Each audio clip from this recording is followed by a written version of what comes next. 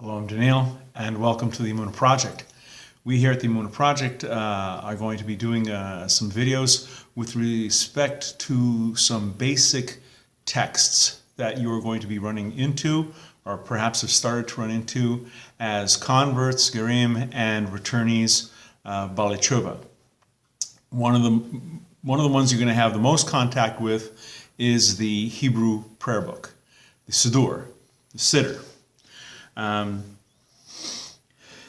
This Siddur is going to hopefully bring you through the day. It'll bring you through your life. Incorporate it into your life. Internalize it. Make it a part of who you are.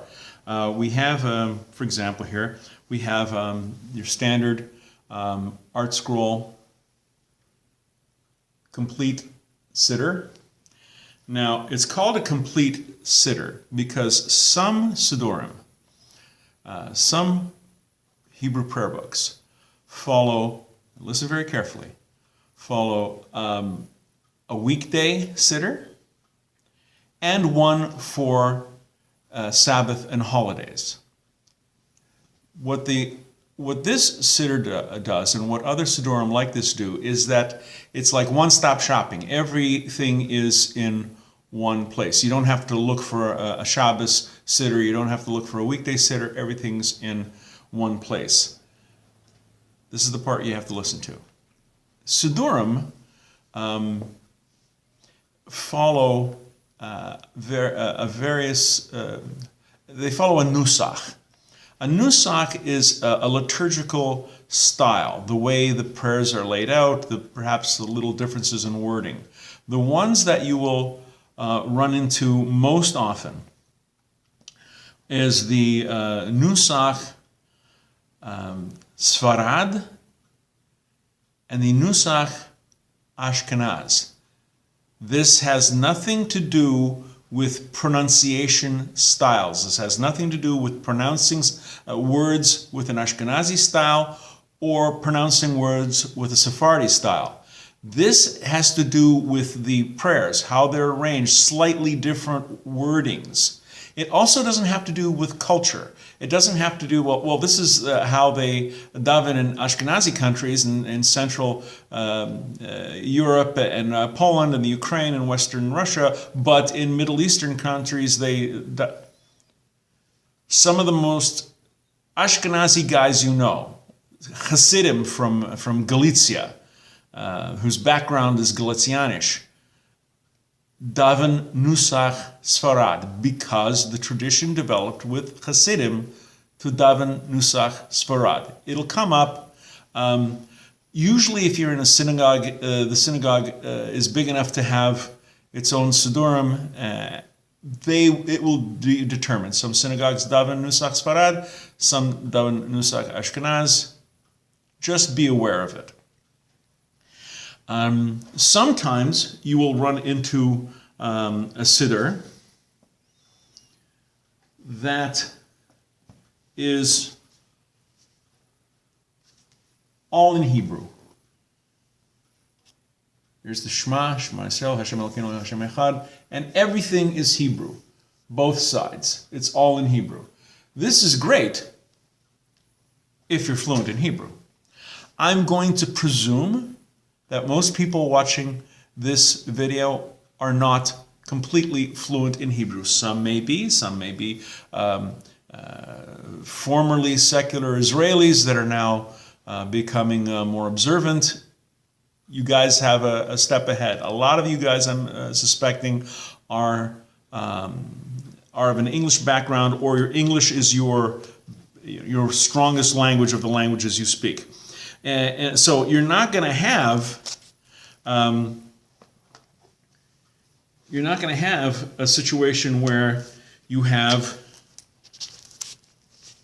Hebrew on one side. This is the Aleinu prayer, and English on the other side. So you have Hebrew and English. This is perhaps more common.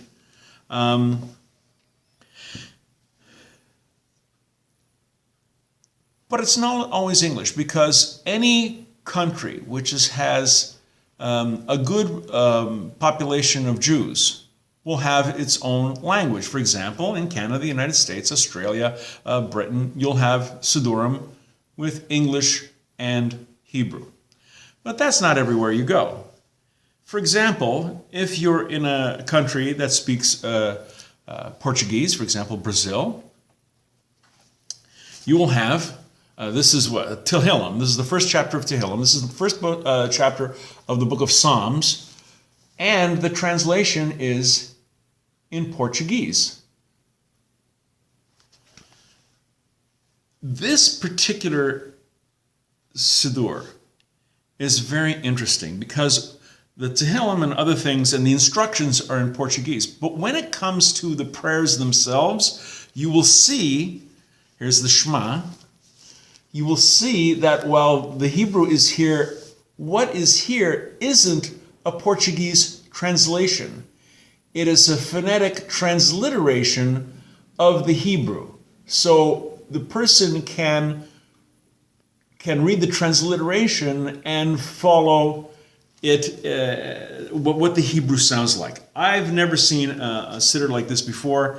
I found it very, very interesting. But any country with a substantial Jewish population is going to have Jewish publishing companies that are going to cater to that population. Here's another example.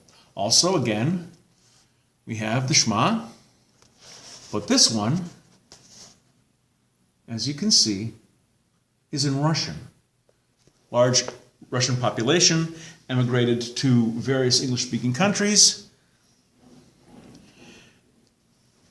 This is one of mine. I use this a lot. Again, my easily recognized page, Shema Yisrael, Hashem Elokeinu, Hashem Echad, and you will see here the translation is in Italian.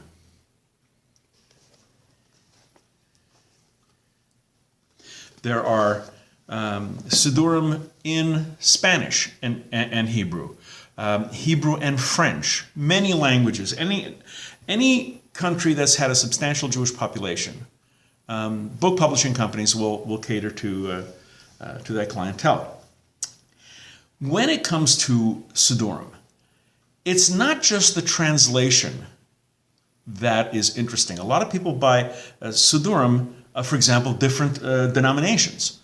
So far, I've been showing you Hebrew Siddurim, but here we have the Siddur Sim Shalom. This is a conservative Siddur, and very much like the other ones, you'll have, this is the Amida for Shabbos evening. You'll have that in Hebrew and the other page in English. If you can find one, it is very handy, especially when you're starting out, especially when you're learning, and you're just trying to get a good grasp on the Hebrew. If you can get a hold of an interlinear siddur, this is an interlinear siddur. So what we have here, as usual, is the Shema. But as you can see, rather than having the Hebrew on one page and the English on the other page, what you have is the Hebrew with the English directly under it. And as you're reading the Hebrew on top, your eye is also catching on the bottom the English. So you're seeing the English as you're reading the Hebrew. So it's lahavdil, like reading music with a treble clef and a bass clef. Sometimes it's not just the translations, the transliterations, interlinear, one page, the other page. Some people will buy a Siddur because of the notes and the commentaries. This is something I ran into a while ago, which is it's a marvelous Siddur, and you will see on the back it is for Shabbos services. But this is a siddur that has commentaries from Chassidus, from the Hasidic masters of various schools, and the prayers have notes and commentaries by Hasidic masters, Hasidic leaders. It gives you deep insights into mysticism. If you're into that kind of stuff, it's great. Similarly, what we have here is a Breslov Siddur. For those of us who are Breslov admirers, followers of Rabbi Nachman of Breslov, this Siddur has commentaries and notes and insights and perceptions from Rabbi Nachman, and it enriches your prayers because you have a deeper understanding.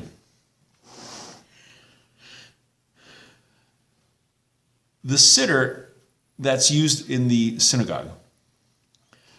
If you're in a large Orthodox synagogue, sometimes, if you're lucky, the synagogue will announce the page numbers. There is a synagogue in Hamilton, Ontario, the Addis Israel in Addis, Ontario. It's a large Orthodox synagogue, but it has a lot of converts and a lot of returnees, a lot of Baalei Tshuva. Also, a lot of people who aren't Orthodox will pray, they will daven at an Orthodox shul. They'll go to the Addis. So what the Addis has done for decades, as far as I know, someone has announced, kindly rise for the Amida on page so-and-so.